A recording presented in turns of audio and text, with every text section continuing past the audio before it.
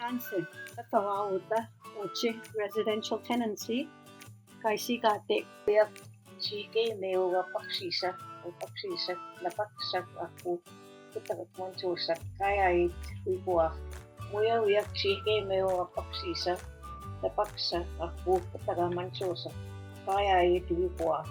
ine tau paino awasas kutenge oche aku ka kisike aku kawe wiswa nepi ayat maka kasakas kinepek kasi namauna kati ko paike aku apachisika na. Awi inuman na yatang kispin kikoy pusita nina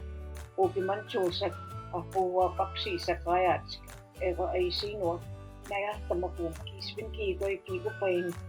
nana po aku kiskis sita kamus na ikatik eukutap tau kapimit sa kami ay sino tipahamuas kaya kaneko neskutam si utas tatos keo usitaw nakatoke uta ay sino wikit ka uta tos keo nakatoke kispin nga paksisa kapu mancho sa heyay eko tas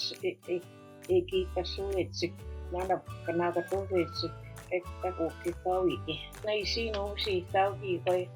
Eki ko pai tatos keo wan tipai keo tataway sino puko kanakatoke kuki ko'y tahewikit kananas ko mo pues kikoy nupay kikoy nanguya pues Spain sema kawi kaman tatos keo eksimoya kikoy aywa kapito pain sinay sino moya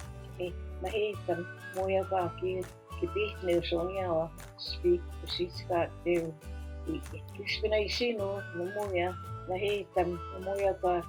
kipit neusonyawa spirusis ka teo wiki Kispin namuya tap kipay kyo away sino eksanima pukukawaya wipit at teko tasko po siya iskos na po kamas na ikiawak ang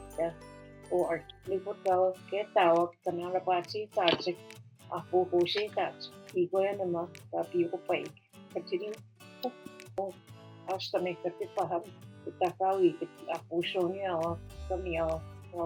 kawi kami speak kimao sketa ke kikoy eusita ako papaksisa man susa kita ko skeo kawi aswate oy sino keswa wiawa eti ko na meet ispin ka po wiawa eti ko na meet kikoy tipay ke ha Dani ko itaki teka po yawa kapag tamska ko si tats tapo maganda na po tapos ko by sino ito ko eski ko eukun yawa wahaw katako tayo Then ikoy ito na makuma website www.saskatchewan.ca/ORT